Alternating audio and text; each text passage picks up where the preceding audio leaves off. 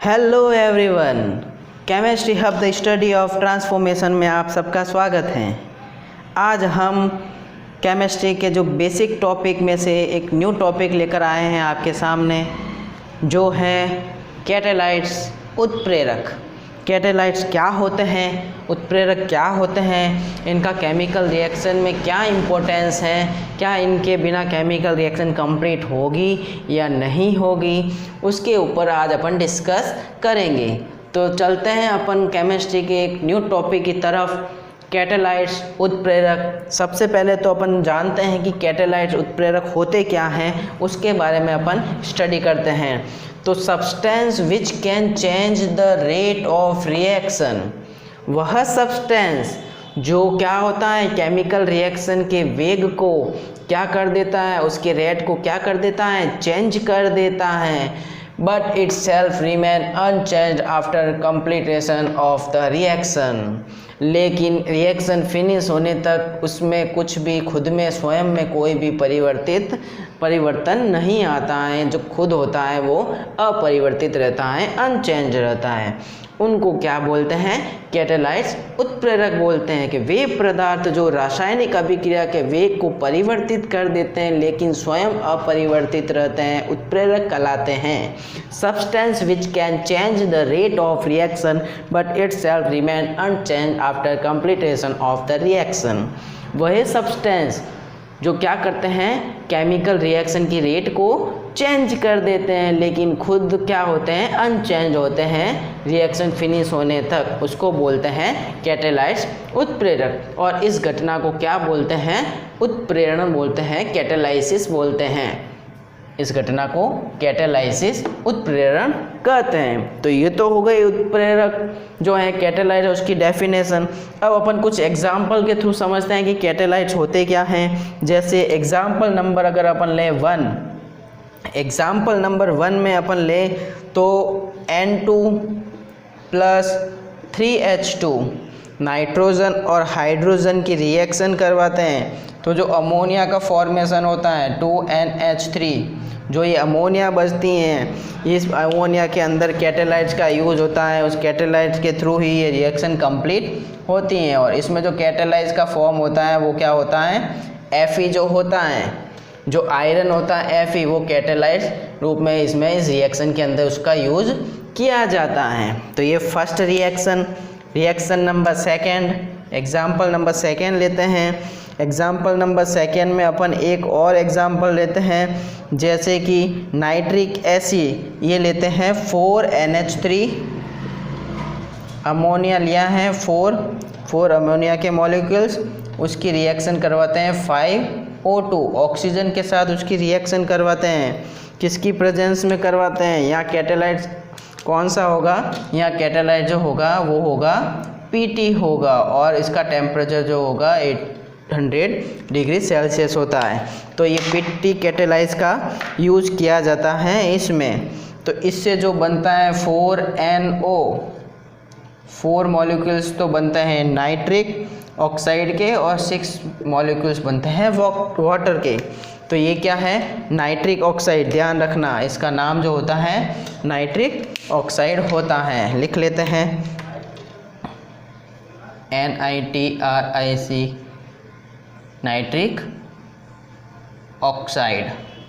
Nitric oxide का formation होता है, तो इसमें जो है Pt कैटालाइट्स फॉर्म में यूज किया जाता है। इक्वेशन नंबर अगर 3 अपन देखें, 3 नंबर इक्वेशन, जिसमें एक रिएक्शन लेते हैं अपन वेजिटेबल ऑयल से वेजिटेबल घी का जो फॉर्मेशन होता है, आप लोगों ने देखा होगा वेजिटेबल ऑयल से वेजिटेबल घी, जैसे कि RCH double bond CH COOR, ये जो हैं ये क्या है, ये है वेजिटेबल ऑयल। इसकी जगह अपन लिख लेते हैं vegetable oil, VEGETABLE, vegetable oil. ये अनसैचुरेटेड होता है। इसकी रिएक्शन अगर अपन करवाएं तो इसकी रिएक्शन करवाते हैं किसके साथ, हाइड्रोजन गैस के साथ करवाते हैं वेजिटेबल ऑयल की रिएक्शन।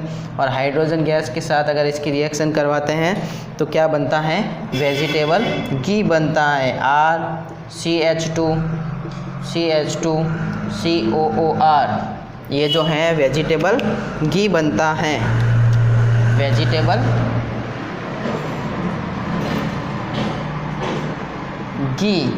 अब इसमें जो कैटेलाइज जो होता है, कौन से कैटेलाइज का यूज़ होता है, इसके अंदर जो कैटेलाइज होता है उसका निकल जो होता है Ni, निकल को कैटेलाइज फॉर्म में यूज़ किया जाता है। तो ये 3 एग्जाम्पल। अगर अपन और किसी एग्जाम्पल के बारे में डिस्कस करें, 1 एग्जाम्पल के बारे में, तो अपन और कर लेते हैं, एक एग्जाम्पल और समझ लेते हैं। एग्जाम्पल नंबर 4 यहाँ से कर लेते हैं, स्पेस थोड़ा कम है इसलिए।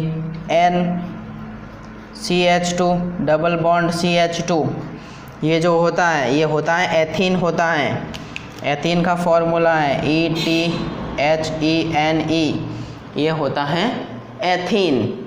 एथीन की रिएक्शन करवाते हैं, तो एथीन की रिएक्शन करवाएंगे, तो एथीन की रिएक्शन करवाएंगे तो किसका फॉर्मेशन होगा, CH2CH2N। ये रिएक्शन ये बनेगा, क्या बनेगा, CH2CH2N है तो ये बनेगा पॉलीथीन। ये जो बनी है क्या बनी, एथीन से पॉली THENE, ये पॉलीथीन बनी। और इसमें जो कैटेलाइट्स का यूज़ होता है वो कैटेलाइट होता है जिगलर नाटा बोलते हैं। इसका फॉर्मूला यहाँ लिख लेता हूँ मैं, AlC2H5 प्लस TiCl4, ये जो होता है AlC2H5 प्लस TiCl4, इसको बोलते हैं जिगलर नाटा। लिख लेता हूँ मैं, जिगलर नाटा इसका नाम होता है ZIGLER, जिगलर NATTA, ये जो होता है जिगलर नाटा होता है, कैटेलाइज फॉर्म में इसका यूज़ किया जाता है। तो सबसे पहले अपन ने आज डिस्कस किया है कैटेलाइट्स क्या होता है, उत्प्रेरक क्या होता है, उसकी डेफिनेशन के बारे में डिस्कस किया कि substance which can change the rate of reaction, way substance जो रासायनिक अभिक्रिया के वेग को परिवर्तित कर देते हैं, बदल देते हैं, लेकिन खुद चेंज नहीं होते हैं, खुद अपरिवर्तित ही रहते हैं, उनको उत्प्रेरक बोलते हैं। और इस घटना को उत्प्रेरण बोलते हैं, उत्प्रेरण मतलब कैटेलाइसिस बोलते हैं। ठीक है, तो उसके एग्जाम्पल के बारे में डिस्कस किया। फर्स्ट वाला जो है हेबर प्रोसेस का एग्जाम्पल है, जिसमें कैटेलाइज फॉर्म में Fa का यूज़ होता है। सेकेंड नंबर जो है नाइट्रिक ऑक्साइड की रिएक्शन है, जिसमें PT कैटेलाइट्स का यूज़ होता है। रिएक्शन नंबर 3 जो है वेजिटेबल ऑयल से वेजिटेबल घी बनाते हैं, उसमें निकल कैटेलाइट्स का यूज़ होता है। और नंबर 4 जो है एथीन से पॉलीथीन बनाते हैं, उसमें जिगलर नाटा कैटेलाइट्स का यूज़ होता है। तो ये तो है कैटेलाइज के बारे में। अब अपन 1 बाय 1 करके कैटेलाइज के टाइप्स के बारे में डिस्कस करेंगे। कैटेलाइज जो होते हैं कितने टाइप के होते हैं। तो सबसे पहले अपन पढ़ते हैं भौतिक अवस्था के आधार पर, based on physical state. Physical state के आधार पर जो कैटेलाइट्स होते हैं वो 2 टाइप के होते हैं। एक होता है होमोजीनियस कैटेलाइट्स और समांगी उत्प्रेरक, जबकि दूसरा जो होता है हेट्रोजीनियस कैटेलाइट्स, विषमांगी उत्प्रेरक। लिख लेते हैं यहाँ पर सेकेंड वाला भी, हेट्रोजीनियस कैटेलाइट्स, ये हो गया सेकेंड नंबर का कैटेलाइट्स, जिसको बोलते हैं विषमांगी उत्प्रेरक। तो फर्स्ट है होमोजीनियस कैटेलाइट, समांगी उत्प्रेरक, जबकि दूसरा जो है हेट्रोजीनियस कैटेलाइट, विषमांगी उत्प्रेरक। तो सबसे पहले होमोजीनियस कैटेलाइट क्या होता है, एक chemical reaction, catalysts reactant and product are in same phase. जब केमिकल रिएक्शन होती हैं, उस केमिकल रिएक्शन में जो कैटेलाइट्स होता है रिएक्टेंट होता है और प्रोडक्ट होता है, ऑलमोस्ट वो क्या होते हैं, तीनों का जो फिजिकल स्टेट तीनों की जो होती है वो इक्वल होती हैं, सेम होती हैं। कि जब रासायनिक अभिक्रिया में उत्प्रेरक, अभिकारक और उत्पाद तीनों समान भौतिक अवस्था में हो उसको बोलते हैं समांगी उत्प्रेरक। A chemical change, catalysts, reactant and product are in a same phase, it's called homogeneous catalysts. तो सीधा सा सिंपल सा अगर इसके बारे में देखें कि इसमें जो रिएक्शन होगी उसमें जो उत्प्रेरक बनेगा, अभिकारक बनेगा, उत्पाद बनेगा, उनकी भौतिक अवस्था सबकी क्या होगी, समान होगी। समान कैसे होगी, एक रिएक्शन के थ्रू अपन इसके बारे में समझते हैं। तो अपन एक रिएक्शन लेते हैं, जैसे 2SO2 अपन ने लिया है, 2SO2 सल्फर डाइऑक्साइड लिया है। तो ये सल्फर डाइऑक्साइड जो अपने पास है वो कौन से इस फॉर्म में है, भौतिक अवस्था कौन सी है, गैस अवस्था में ये सल्फर डाइऑक्साइड हैं। तो लिख लेते हैं सल्फर डाइऑक्साइड।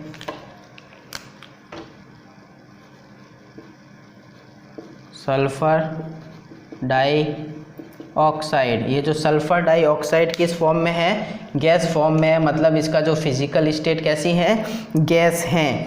तो इससे जो प्रोडक्ट इसकी रिएक्शन ऑक्सीजन के साथ करवाएंगे, O2 के साथ, ऑक्सीजन के साथ अपन ने रिएक्शन करवाई। तो ये ऑक्सीजन भी क्या है, फिजिकल स्टेट क्या है ऑक्सीजन की, वो भी गैस फॉर्म में है। तो ये रिएक्ट करेगा और रिएक्ट करके जो प्रोडक्ट बनेगा 2SO3, ये जो प्रोडक्ट बना है सोडियम ट्राइऑक्साइड, ये भी कैसे फॉर्म में होगा, गैस फॉर्म में होगा। तो सीधा सा अपन को समझ में आ गया कि डेफिनेशन में क्या बोला है। तो डेफिनेशन में ये कैटालाइट जो लिया है NO, नाइट्रिक ऑक्साइड, वो भी किस फॉर्म में है, गैस फॉर्म में है। तो डेफिनेशन यही बोल रही है कि जो रिएक्टेंट होते हैं, कैटालाइट्स होता है और जो प्रोडक्ट होता है, उनकी फिजिकल स्टेट, भौतिक अवस्था हमेशा क्या होती हैं, सेम होती हैं तीनों की। ये भी गैस फॉर्म में, ये भी गैस फॉर्म में और ये भी गैस फॉर्म में। तो उनको बोलते हैं होमोजीनियस कैटालाइट्स, समांगी उत्प्रेरक। सेकेंड नंबर देखते हैं हेट्रोजीनियस कैटालाइट्स, विषमांगी उत्प्रेरक। इसकी डेफिनेशन क्या है, physical state of catalysts and reactant are different. इनमें जो फिजिकल स्टेट जो होती हैं, physical state of catalysts and reactant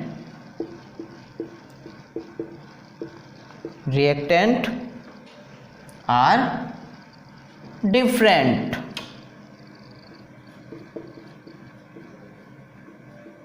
उसमें क्या थी, फिजिकल स्टेट इक्वल थी, जबकि इसके अंदर फिजिकल स्टेट क्या होती है, भौतिक अवस्था क्या होगी, डिफरेंट होगी। जब इसमें क्या होगी, अभिकारक और उत्प्रेरक की भौतिक अवस्थाएं भिन्न होती हैं। इसमें उत्प्रेरक तथा अभिकारकों की भौतिक अवस्था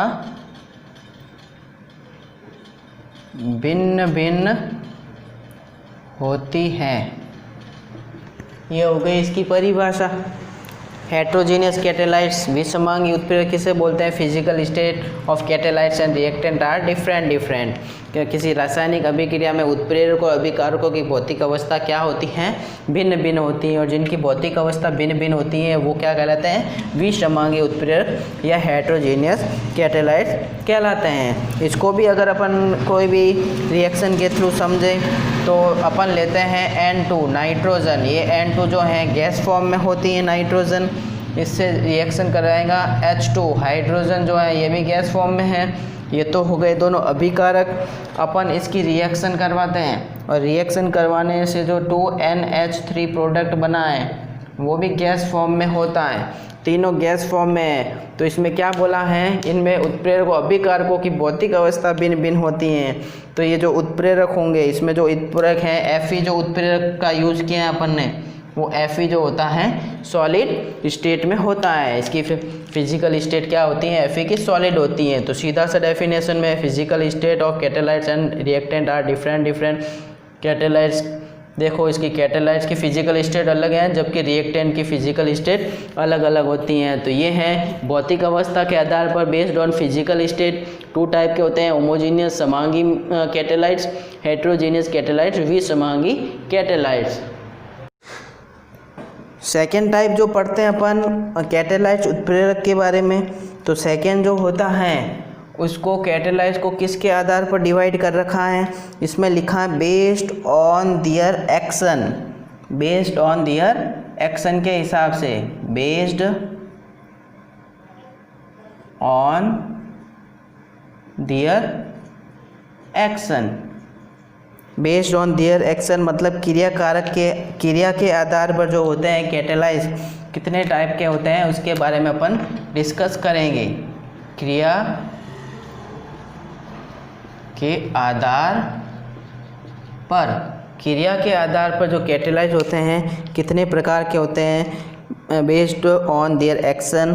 तो बेस्ड ऑन देयर एक्शन के हिसाब से जो कैटालाइज होते हैं वो 2 टाइप के होते हैं। नंबर 1 जो होता है उसको बोलते हैं पॉजिटिव कैटालाइट्स, पॉजिटिव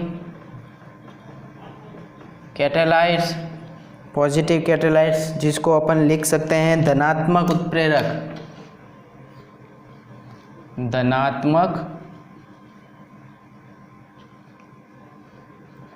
उत्प्रेरक, पॉजिटिव कैटालाइट्स।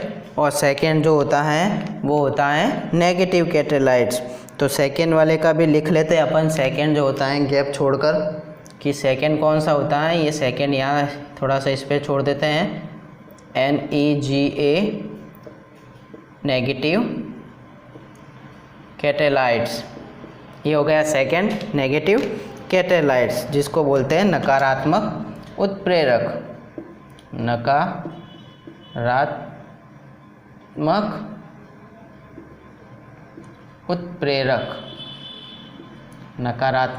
उत्प्रेरक। ये है सेकेंड नंबर। एक्शन क्रिया के आधार पर पॉजिटिव और नेगेटिव। इसकी डेफिनेशन लिखते हैं पॉजिटिव की। इसमें क्या होता है, these catalysts increase rate of reaction, these कैटालाइट्स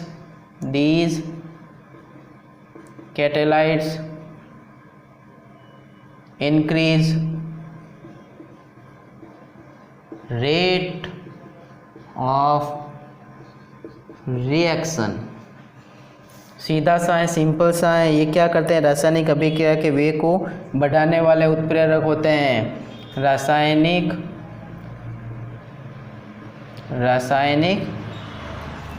अभिक्रिया के वेग को बढ़ाने वाले उत्प्रेरक, ये क्या होते हैं, रासायनिक अभिक्रिया को बढ़ाने वाले उत्प्रेरक होते हैं। तो पॉजिटिव कैटालाइट्स धनात्मक उत्प्रेरक क्या होते हैं, these catalysts increase the rate of reaction. ये रासायनिक अभिक्रिया के वेग को बढ़ा देते हैं, और जो रासायनिक अभिक्रिया के वेग को बढ़ा देते हैं उनको धनात्मक उत्प्रेरक या पॉजिटिव कैटालाइट्स बोलते हैं। इसको अगर समझें तो इसकी कोई रिएक्शन लेते हैं अपन पॉजिटिव की, जैसे कि अपन ने 2SO2 लिया है जिसकी रिएक्शन करवाई ऑक्सीजन से, तो ये क्या होती है, इसकी रेट बढ़ जाती हैं। ये क्या करता है, रासायनिक अभिक्रिया की रेट को क्या कर देते हैं, बढ़ा देते हैं।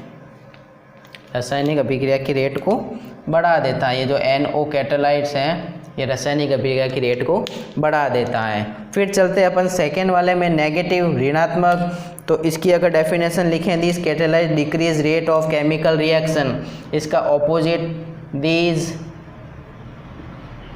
कैटालाइट्स डिक्रीज रेट ऑफ रिएक्शन। सीधा सा है, रासायनिक अभिक्रिया के वेग को कम कर देते हैं। रासायनिक अभिक्रिया के वेग को कम करने वाले उत्प्रेरक। सिंपल सा है, this catalysts decrease rate of reaction. ये जो नेगेटिव कैटालाइट्स होते हैं वो क्या करते हैं, केमिकल रिएक्शन की रेट को क्या कर देते हैं, डिक्रीज कर देते हैं, उसके वेग को क्या कर देते हैं, कम कर देते हैं। इसकी भी एक रिएक्शन लिखते हैं अपन कि जैसे कि अपन ने लिया 2H2O2, ये ली हैं, इसकी रिएक्शन करवाते हैं तो 2H2O प्लस O2 का फॉर्मेशन होता है। और इसमें जो कैटालाइज फॉर्म में जिसका यूज़ किया जाता है वो क्या होता है,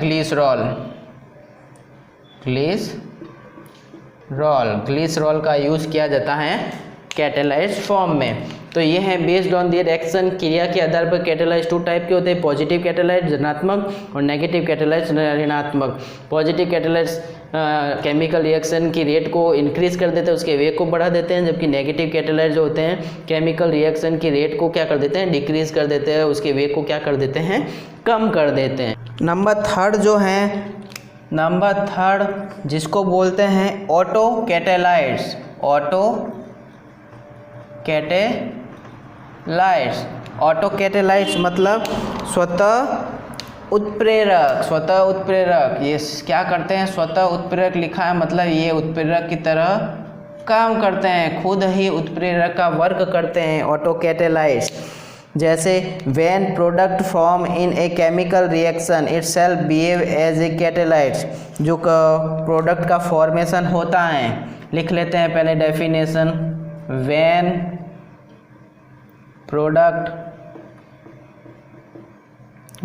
product formed in a chemical reaction itself behave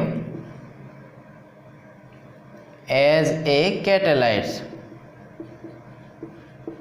ये क्या करते हैं, जब प्रोडक्ट का फॉर्मेशन होता है तो ये केमिकल रिएक्शन में ये वो प्रोडक्ट ही कैटालाइज का क्या करता है, वर्क करता है।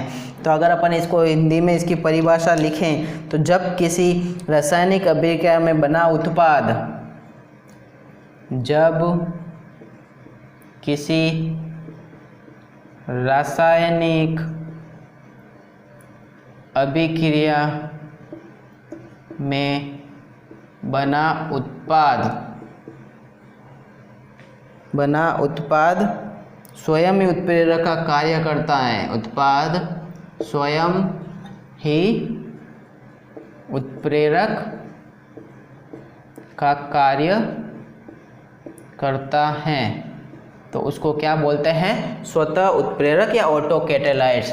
क्या होता है, जब केमिकल रिएक्शन होती है और केमिकल रिएक्शन होने के बाद जो प्रोडक्ट बनता है, उत्पाद बनता है, वो प्रोडक्ट ही क्या करता है, कैटालाइट्स का वर्क करता है, उत्प्रेरक का कार्य करता है। तो इसको अगर अपन रिएक्शन के थ्रू समझें तो रिएक्शन है जैसे कि CH3COOC2H5, ये रिएक्शन है, ये है एथिल एसीटेट हैं, लिख लेते हैं ETHYL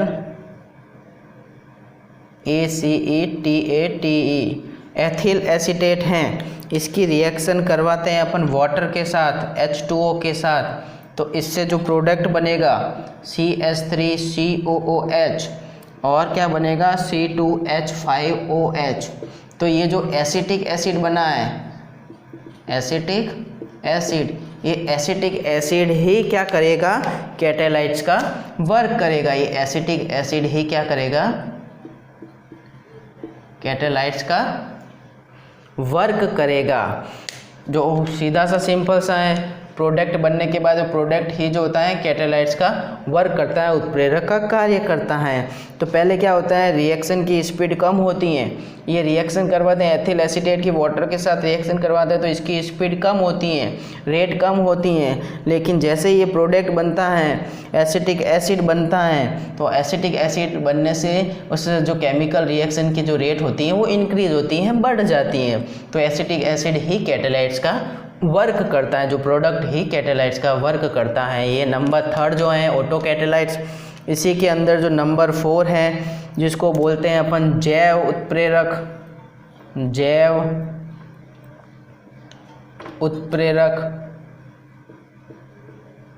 जैव उत्प्रेरक को अपन क्या बोल सकते हैं? बायोकैटालाइट्स।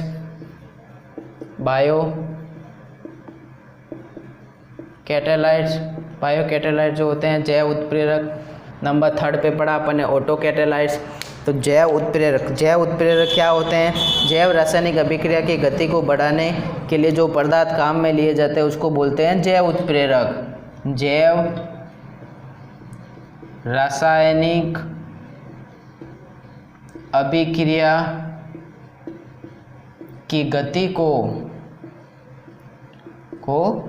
बढ़ाने वाले पदार्थ क्या कहलाते हैं?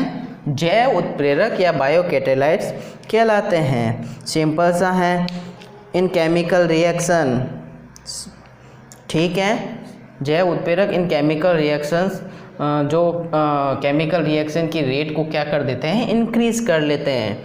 जैव रासायनिक अभिक्रिया केमिकल रिएक्शन की रेट को इंक्रीज करने वाले जो सब्सटेंस होते हैं वो क्या कहलाते हैं? जैव उत्प्रेरक बायोकैटालाइट्स कहलाते हैं। इसको अगर अपन रिएक्शन के थ्रू समझे तो इसकी रिएक्शन जैसे NH2CONH2, तो ये जो होता है यूरिया होता है, यूरिया, इसकी रिएक्शन अगर वाटर के साथ अपन करें, ठीक है, तो ये बनाता है, क्या बनाता है? अमोनिया का फॉर्मेशन करता है और साथ में क्या करता है? CO2 गैस को रिलीज़ करता है। तो इसके अंदर जो कैटालाइट्स का यूज़ होता है वो कैसे कैटालाइट्स? बायोकैटालाइट्स, मतलब यूरिएज कैटालाइट्स का यूज़ होता है। ये रिएक्शन नंबर 1। ऐसे के ऐसे अगर एक रिएक्शन को अपन और समझे इसकी, तो जैसे कि माल्टोज जो है, सुना होगा, माल्टोज जो होता है रिएक्ट करता है और ग्लूकोज में चेंज होता है। तो माल्टोज का ग्लूकोज में जो कन्वर्ट होता है उसमें जो बायोकैटालाइट्स का यूज़ होता है वो कौन सा होता है? माल्टेज कैटालाइट्स का यूज़ होता है। तो सीधा सा अपन ने क्या पढ़ा? अपन ने किसके बारे में? बेस्ड ऑन दियर एक्शन, क्रिया के आधार पर जो अपन ने कैटालाइट्स पढ़े वो 4 टाइप के कैटालाइट्स पढ़े। फर्स्ट तो है पॉजिटिव धनात्मक कैटालाइट्स, सेकेंड है नेगेटिव ऋणात्मक कैटालाइट्स, थर्ड है ऑटो कैटालाइट्स स्वतः उत्प्रेरक, और नंबर 4 है जैव उत्प्रेरक बायोकैटालाइट्स के बारे में अपन ने स्टडी की। अब हैं कुछ सब्सटेंस के बारे में अपन डिस्कस करेंगे। In chemical reactions some other substance are also added which affected activity of catalysts. Chemical reaction में कुछ सब्सटेंस होते हैं उनको ऐड किया जाता है कैटालाइट्स के साथ। वो कैटालाइट्स क्या करते हैं? Affected activity of catalysts. Catalysts के उन सब्सटेंस को कैटालाइट्स के साथ ऐड किया जाता है, ऐड करते हैं तो कैटालाइट्स की एक्टिविटी को वो क्या करते हैं? अफेक्टेड करते हैं, चेंज करते हैं। या तो कैटालाइट्स की एक्टिविटी को बढ़ा देते हैं या कैटालाइट्स की एक्टिविटी को कम कर देते हैं। तो कैटालाइट्स के साथ कुछ सब्सटेंस मिलाए जाते हैं, मिक्स किए जाते हैं। तो उसके बारे में अपन देखते हैं क्या कि रासायनिक अभिक्रिया में उत्प्रेरकों की क्रियाशीलता को प्रभावित करने वाले कुछ पदार्थ होते हैं। रासायनिक अभिक्रिया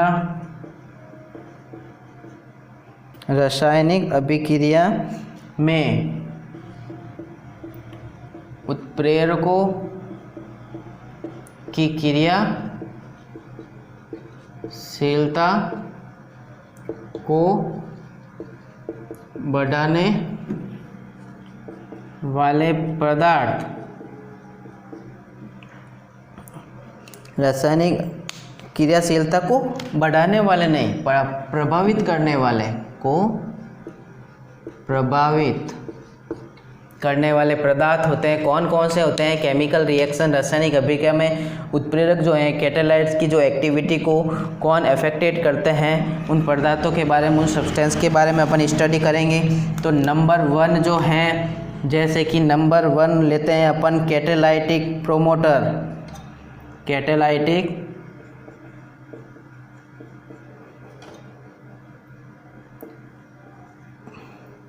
प्रमोटर, कैटालाइटिक प्रमोटर जिसको बोलते हैं उत्प्रेरक वर्धक। उत्प्रेरक वर्धक जिसको बोलते हैं उत्प्रेरक वर्धक। अब ये क्या होते हैं, ये सिंपल सा अगर आप इसको समझें, those substance which are added with catalysts in a chemical reaction to increase the efficiency और एक्टिविटी ऑफ द कैटेलाइट्स। कुछ सब्सटेंस होते हैं जिसको अपन ऐड करते हैं कैटेलाइट्स के साथ केमिकल रिएक्शन में, तो वो क्या करते हैं, उसकी एक्टिविटी को, कैटेलाइट्स की एक्टिविटी को क्या कर देते हैं, इंक्रीज कर देते हैं, कैटेलाइट की एक्टिविटी को इंक्रीज बढ़ा देते हैं। लेकिन क्या होता है, इटसेल्फ आर नॉट कैटेलाइट्स, लेकिन वो क्या होते हैं, कैटेलाइट्स नहीं होते हैं, ये सिर्फ कैटेलाइट्स की हेल्प करते हैं। तो इसकी अगर डेफिनेशन लिखें, दो substance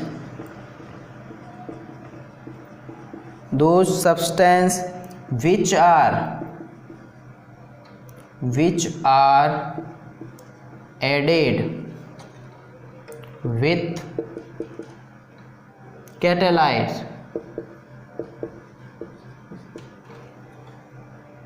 in a chemical reaction to increase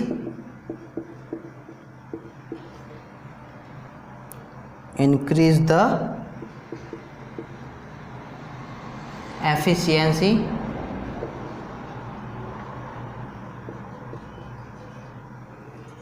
और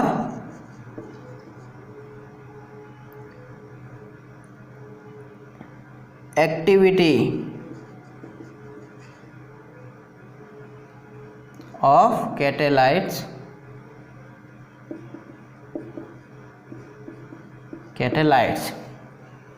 itself are not catalytes, लेकिन खुद क्या होते हैं, कैटेलाइट्स नहीं होते हैं, itself not catalytes। सिंपल सा है, अगर इसकी डेफिनेशन को समझे अपन, कैटेलाइट प्रमोटर क्या होते हैं, उत्प्रेरक वर्धक क्या होते हैं, those substance which are added with catalyst, वह सब्सटेंस, वह पदार्थ जो कैटेलाइट उत्प्रेरक के साथ उसको ऐड किया जाता है, उसको कैटेलाइट्स के साथ डाला जाता है, और वो सब्सटेंस क्या करता है, वो जो रासायनिक अभिक्रिया है, केमिकल रिएक्शन की एक्टिविटी को क्या कर लेते हैं, इंक्रीज कर देते हैं, उनको बोलते हैं कैटेलाइट प्रमोटर। लेकिन वो कैटेलाइट्स उत्प्रेरक नहीं होते हैं, वो सिर्फ क्या करते हैं, कैटेलाइट्स की रेट ऑफ रिएक्शन को बढ़ा देते हैं, इंक्रीज कर देते हैं, कैटेलाइट्स की एक्टिविटी को इंक्रीज कर देते हैं। जैसे कि एग्जांपल अगर अपन एक रिएक्शन के थ्रू इसको समझे, N2 + 3H2 इसकी रिएक्शन करवाते हैं, तो जो अमोनिया का फॉर्मेशन होता है 2NH3, तो इसके अंदर जो ये कैटेलाइट्स डाला जाता है Fe के साथ एक मोलिब्डेनम डाला जाता है, MO डाला जाता है। ये MO जो है कैटेलाइटिक प्रमोटर हैं, ये MO क्या करता है, Fe को क्या करता है, Fe के साथ MO को मिलाया जाता है, ये MO क्या करता है, इसकी रेट को जो क्या कर देता है, इंक्रीज द एफिशिएंसी और एक्टिविटी ऑफ कैटेलाइट्स। ये MO इस कैटेलाइट्स की एक्टिविटी को इन्फ्लुएंस को क्या कर देता है, इंक्रीज कर देता है, और जिससे ये रेट ऑफ रिएक्शन फास्ट होती हैं, चलती हैं। तो ये सिर्फ कैटेलाइट्स का हेल्प करता है MO, ये खुद कैटेलाइट्स नहीं होता है। तो ये तो हो गया फर्स्ट कैटेलाइटिक प्रमोटर। सेकेंड अपन डिस्कस करते हैं सेकेंड के ऊपर। सेकेंड जो होता है उस एक रिएक्शन अपन और समझ लेते हैं इसके बारे में, जैसे कि वेजिटेबल ऑयल की रिएक्शन अपन करवाते हैं, हाइड्रोजन के साथ उसकी रिएक्शन करवाते हैं, तो वेजिटेबल घी का फॉर्मेशन होता है। इसमें जो कैटेलाइट्स का यूज़ होता है, इसमें जो कैटेलाइट डालते हैं, निकल डालते हैं Ni, और इसके साथ कॉपर भी डालते हैं। तो ये निकल तो कैटेलाइट्स हैं, और ये कॉपर जो है ये क्या करता है, ये कॉपर कैटेलाइट्स के साथ ऐड किया जाता है, जिससे ये क्या करता है, इस कैटेलाइट्स की क्या होती है, एक्टिविटी को क्या करता है, इंक्रीज करता है, इसकी हेल्प करता है, लेकिन ये खुद कैटेलाइट्स नहीं होता है। तो ये तो हो गया फर्स्ट पॉइंट। सेकेंड अपन लेते हैं इसके बारे में ही। सेकेंड जो है कैटेलाइटिक इनहेबिटर, उत्प्रेरक विष। जो सेकेंड जो होता है कैटेलाइटिक इनहेबिटर, उसको साफ करके अपन करते हैं। सेकेंड नंबर जो है सेकेंड के ऊपर डिस्कस करते हैं। Number second, catalytic इनहैबिटर।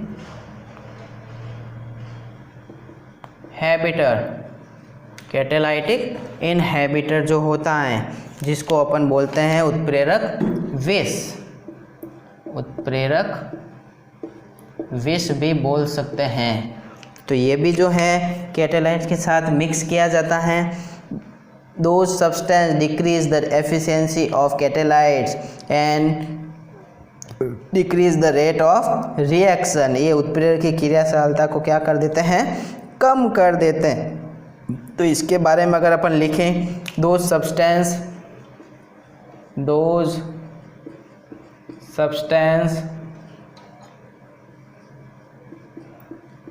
decrease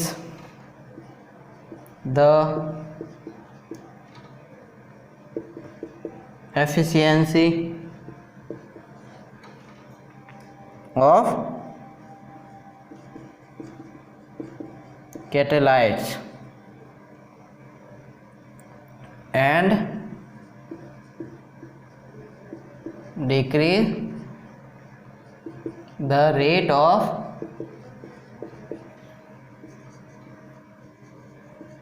reaction. सीधा सा है, उत्प्रेरक की क्रियाशीलता को कम कर देते हैं। तो लिख लेते हैं इसमें, इसके बारे में भी, उत्प्रेरक की क्रियाशीलता को, उत्प्रेरक की क्रियाशीलता को कम कर देते हैं। तो सीधा सा है, कैटालाइटिक इनहिबिटर उत्प्रेरक विष क्या कहलाती है, those substance decrease the efficiency of catalysts, जिनको कैटालाइट्स के, उन सब्सटेंस को कैटालाइट्स के साथ डालते हैं तो उसकी कैटालाइट्स की एफिशिएंसी, क्रियाशीलता को क्या कर देते हैं, कम कर देते हैं। और जो रिएक्शन हो रही है केमिकल रिएक्शन, उसकी भी रेट को भी क्या कर देते हैं, डिक्रीज कर देते हैं। जैसे कि अपन एक रिएक्शन लिखते हैं N2 + 3H2, ये बनता है अमोनिया 2NH3। तो इसके अंदर जो ये Fe हैं, Fe को मिक्स किया जाता है ठीक है। तो इसमें अगर Fe तो है, ये तो रिएक्शन कंप्लीट हो गई। कैटालाइटिक इनहिबिटर उत्प्रेरक विष क्या होंगे, वो सब्सटेंस जो क्या करते हैं, कैटालाइट्स की एफिशिएंसी को डिक्रीज करते हैं और इस केमिकल रिएक्शन की रेट को भी डिक्रीज कर लेते हैं। तो अगर Fe के साथ अपन अगर CO कार्बन मोनोऑक्साइड अगर मिलाई जाए, इसमें कार्बन मोनोऑक्साइड गैस अगर इसके अंदर मिक्स की जाए, इस रिएक्शन के अंदर कार्बन मोनोऑक्साइड, तो ये क्या करता है, Fe कैटालाइट्स की क्रिया में क्या कर देता है, कमी ला देता है। Fe की जो क्रियाशीलता होती है, एफिशिएंसी होती है, उनकी क्रियाशीलता एफिशिएंसी को क्या कर लेता है, कार्बन मोनोऑक्साइड कम कर लेता है, जिससे ये रिएक्शन जो हो रही है केमिकल रिएक्शन, उसकी रेट ऑफ रिएक्शन भी क्या हो जाती है, डिक्रीज हो जाती है। तो ये है आज का टॉपिक जिसके ऊपर अपन ने डिस्कस किया, कैटालाइट्स क्या होते हैं, उत्प्रेरक क्या होते हैं।